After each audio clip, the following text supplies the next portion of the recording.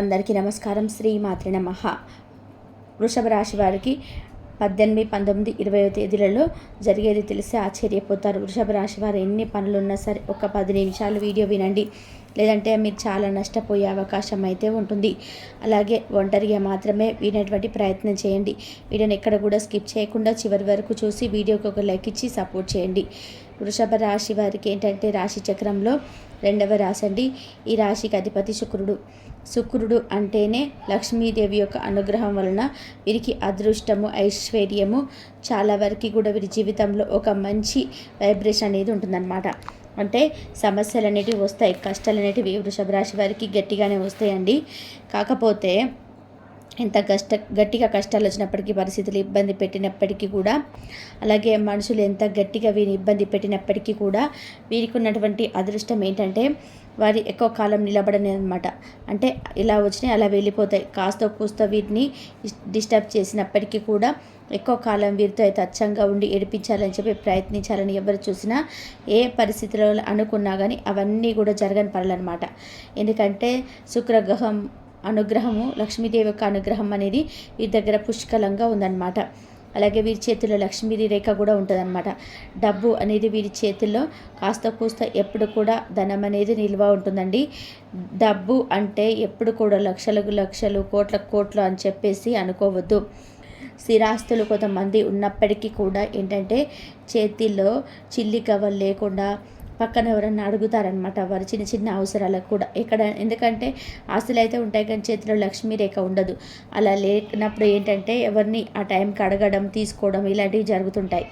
కానీ స్థిరాస్తులు చాలా తక్కువగా ఉన్నప్పటికీ, లేకపోతే అసలు లేని వారు కూడా ఏంటంటే జేబులో వాళ్ళకి ఎప్పుడు ఒక 100 రూపాయలైనా ఉంటాయి, ఎప్పుడు ఒక పర్సులో ఒక 500 ఉంటాయి అన్నమాట. అట్లా ధనం అనేది దగ్గరలో ఉండడం అనేది చాలా అదృష్టం అనమాట. అందరికీ అలా అదృష్టం అనేది దక్కదండి. అదృష్టవంతుల దగ్గర మాత్రమే అలా లక్ష్మీదేవి ఉంటుందన్నమాట. అలాంటి అదృష్టం అనేది వృషభ రాశి వారి సొంతమని చెప్పుకోవచ్చు. అసలు ఈ 3 రోజులలో మీకేం జరగబోతుందని మరిన్ని ఆసక్తికరమైన విషయాలన్నీ తెలుసుకుందామండి. వృషభ రాశి వచ్చినప్పటికీ 3 రోజులు కూడా బాగా బిజీగా ఉంటారండి. అలాగే వీరి ఆలోచన విధానం ఎలా ఉంటుందంటే, వీరి దగ్గర మనం వెతుక్కున్నా కూడా చెడు అనేది ఎక్కడ కనిపించదన్నమాట. బాగా కష్టపడేటువంటి మనస్తత్వం, అలాగే చాలా నమ్మకమైనటువంటి వ్యక్తులు కూడా వీరిని మనం చెప్పుకోవచ్చు అనమాట. వీరికి ధైర్యము, పట్టుదల ఇలాంటివి ఏంటంటే చాలా ఎక్కువగా ఉంటాయి. మనకు వృషభము అంటే ఏంటి? ఎద్దు చూడండి, బలంలో కానివ్వండి, ధైర్యంలో కానివ్వండి, పట్టుదలలో కానివ్వండి, ఏదైనా సరే ఎదురెళ్తుందనమాట, ఢీ కొడుతుందనమాట. అలాగే ఎక్కడ కూడా పరిస్థితులు కానివ్వండి, ఏదైనా సమస్యలు కానివ్వండి, వెనకడుగు వేయదు, ముందడుగు తప్ప వెనకడుగు వేయదనమాట. ఒకవేళ వెనకడుగు పడినా కూడా 4 అడుగులు ముందడుగు వేయడం కోసమే అలా ఆధారపడి, అలా వీరేంటంటే సమస్యలు ఎంత పెద్ద సమస్య వచ్చి వీరు ఎదురుగా నిలిచినా కూడా వీరెక్కడ కూడా వెనకడుగు వేయరు, భయపడరు. ఆ సమస్యని ఇలా తీర్చుకుందామా అని చెప్పేసి మాత్రమే వీరు ఆలోచిస్తుంటారనమాట. ఎందుకంటే ఈ వృషభ రాశి వారు కష్టాన్ని నమ్ముకున్నటువంటి మనుషులండి. ఏ పనైనా సరే చాలా శ్రద్ధతో కష్టపడి చేస్తూ ఉంటారు. ఆ కష్టాన్ని కూడా ఇష్టంగా చేస్తుంటారనమాట. అదే దానివల్ల వీరికి ఏంటంటే చాలా వరకు కూడా అదృష్టం అనేది తలుపు తడుతుంది. వీరి దగ్గర ధనం అనేది ఎప్పుడు కూడా నిలకడగా ఉంటుంది. అలాగే వీరి మనసు కూడా స్వచ్ఛంగా ఉంటుందన్నమాట. అయితే వీరిలో ఉన్నటువంటి ఒకే ఒక మైనస్ పాయింట్ ఏంటంటే డబ్బును నిలుపుకోలేరనమాట. చేతికైతే డబ్బు వస్తుంది కానీ అంటే ఏదన్నా ఇంట్లో వాళ్ళకి ఏదైనా తీసుకెళ్దామనవచ్చు, ఇంట్లో లేకపోతే ఏదైనా సరదాగా కొనుక్కోవాలనుకొని కొన్ని ఖర్చులు అనేవి ఎక్కువగా వస్తుంటాయి అన్నమాట. కాబట్టి చేతుల్లో ఉంచుకోరు. ధనం అయితే వీరికి వెతుకుంటూ వస్తుంది కానీ కాకపోతే వీరు ఏంటంటే కొంచెం ఖర్చులు ఎక్కువగా ఏదో ఒకటి ఇదని కొంచెం ఎక్కువ ఖర్చు చేస్తూ ఉంటారనమాట. దానివల్ల వీరికి కానీ వీరి కుటుంబానికి కానీ ప్రస్తుతానికి కానీ భవిష్యత్తులో కానీ ఇబ్బందులు అయితే ఏవి ఉండవు. కానీ కాకపోతే కొంచెం సమస్యలు అనేటివి ఎదురవుతుంటాయి అన్నమాట. కాబట్టి కాస్త అవసరానికి చూసుకొని జాగ్రత్తగా మీరు డబ్బును వాడుకోగలిగితే ఇక మీకు తిరిగి అనేది ఉండదండి. మీరు ఖచ్చితంగా గొప్పవారు అవ్వటం మీరు ఎటువంటి సందేహం లేదనమాట. కాబట్టి కాస్త ఆ ఖర్చులు మితిమించిన ఖర్చు లేదనుంటే తగ్గించుకోండి. అలాగే వీరి రాశి యొక్క మనస్తత్వం ఎలా ఉంటుందంటే చాలా స్థిరంగా ఉంటుందన్నమాట. అంటే లోతైన ఆలోచన ఎక్కువగా ఉంటుంది. గబుక్కున ఏదైనా తొందరపడి మాట ఇవ్వడం కానీ, తొందరపడి ఏదైనా నిర్ణయాలు తీసుకోవడం కానీ ఇలాంటివి అస్సలు చేయరనమాట. ఏ విషయమైనా సరే 1కి 4 సార్లు ఆలోచించి ఒక పనిని మొదలు పెడతాము, ఒక నిర్ణయం తీసుకోవాలని చెప్పుకుంటారనమాట. జీవితంలో ఒక మంచి స్థాయికి ఎదగాలి, మనం ఎక్కడ కూడా తగ్గకూడదు, వేసుకున్నటువంటి బట్టల కానుంచి ఇట్లా మనం ఏదైనా నలుగురిలో కాస్త ఉందాగా ఉండాలి, కాస్త సరదాగా ఉండాలి అని చెప్పేసి ఎక్కువగా అనుకుంటూ ఉంటారనమాట.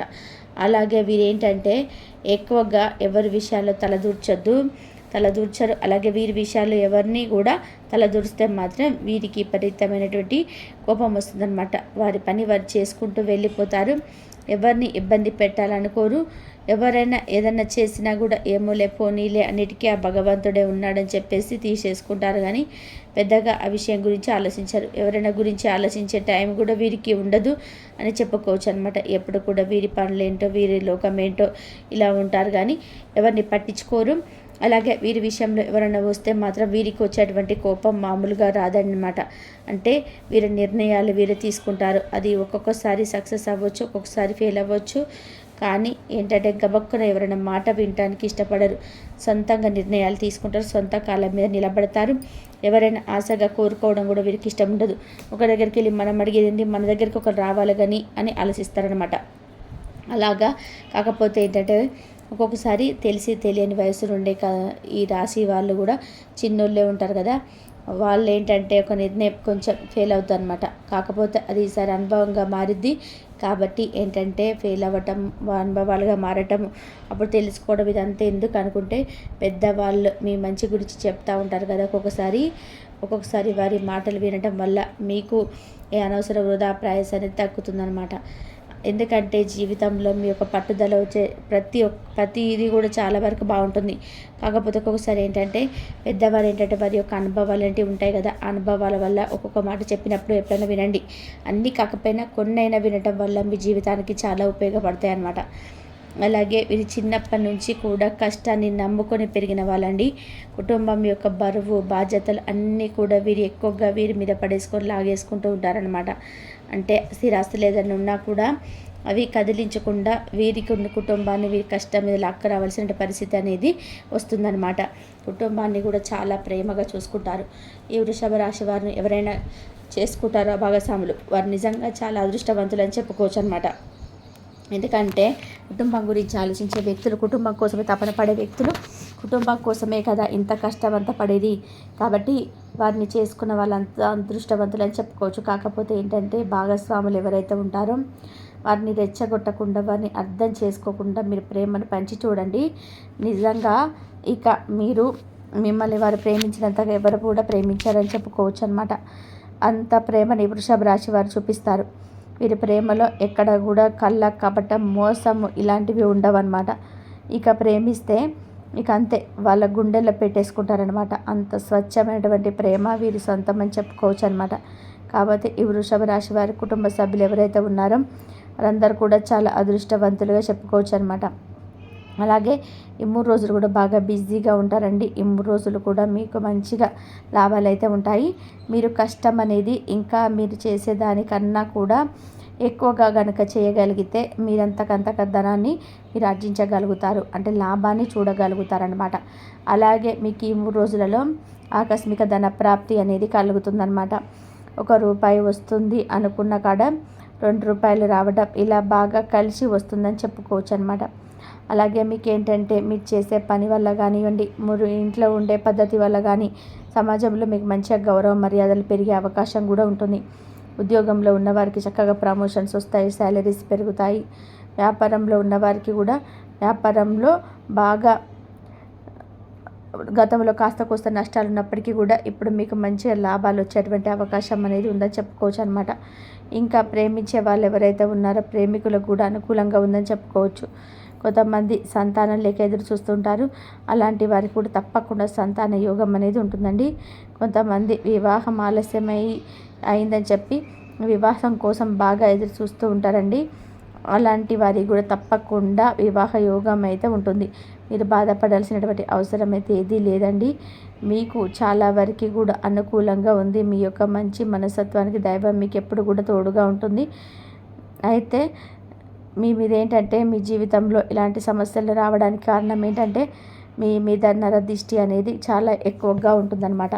ఆ నరదిష్టి వలన మీరు ఏదైనా పని చేసినా, తిన్నా, తాగినా, ఏదైనా పని మొదలుపెట్టిన వీటిల్లో ఎక్కువగా సమస్యలు అనేటివి ఎదురవుతాయి అన్నమాట. కాబట్టి ఆ నరదిష్టి వలన ఈ సమస్యలన్నీ రావటం ఉన్నాయి. కాబట్టి ముందు నరదిష్టి నుంచి కొన్ని దిష్టి దోషాలు అనేటివి తీసేసుకుంటూ ఉండాలన్నమాట. మీకు ఇంట్లో రాళ్ళ ఉప్పు ఉంటుంది కదండి, రాళ్ళ ఉప్పు అంటారు, గల్లులుప్పు అంటారు, రాక్ సాల్ట్ అంటారు. వీటిని దాటితో తప్పకుండా ఆదివారం రోజున దిష్టి తీసేసుకోండి. అంటే గుడి నుంచి ఎడమకు, ఎడమ నుంచి కుడికి 7 సార్లు, లేకపోతే కింద నుంచి పైకి మీకు ఏదైనా తీసే వాళ్ళు ఉంటే పెద్దవాళ్ళు వారి చేతనైనా సరే శుభ్రంగా రాళ్ళ ఉప్పుతోటి దిగదుడు చేసుకొని చక్కగా ఆ ఉప్పును తీసుకెళ్ళి ఏదైనా నిప్పుల్లో కానివ్వండి, పారే నీళ్ళల్లో కానీ వేసేసేయండి. అలా చేయడం వల్ల చాలా వరకు కూడా దిష్టి ప్రభావం అనేది తగ్గుతుంది. అలాగే స్నానం చేసేటువంటి నీటిలో కూడా కాస్త రాళ్ళ ఉప్పును వేసుకొని స్నానం చేయండి. సోమవారం పూట శివాలయానికి వెళ్ళండి. శివాలయానికి వెళ్ళినప్పుడు కాస్త పొట్లంలో విభూదిని కట్టుకొచ్చుకొని చిటికెడు విభూదిని సోమవారం రోజున స్నానం చేసే నీటిలో వేసుకొని స్నానం చేయడం వల్ల మీకు చాలా వరకు కూడా దోషాలు, దృష్టి దోషాలు ఇవన్నీ కూడా తొలగిపోయే అవకాశం అనేది ఉంటుంది. కాబట్టి ఇలాంటి చిన్న చిన్న నియమాలు అనేవి పాటించండి. అలాగే మీ యొక్క బలాలు కానీ బలహీనతలు కానివ్వండి ఎవరికి చెప్పమాకండి. ఎందుకంటే వాళ్ళు చెప్పేటప్పుడు బాగానే ఉంటుంది, వింటారు. కానీ దానివల్ల రేపు మీకు ముందు భవిష్యత్తులో నష్టాలు జరిగే అవకాశం అనేది ఉంటుంది.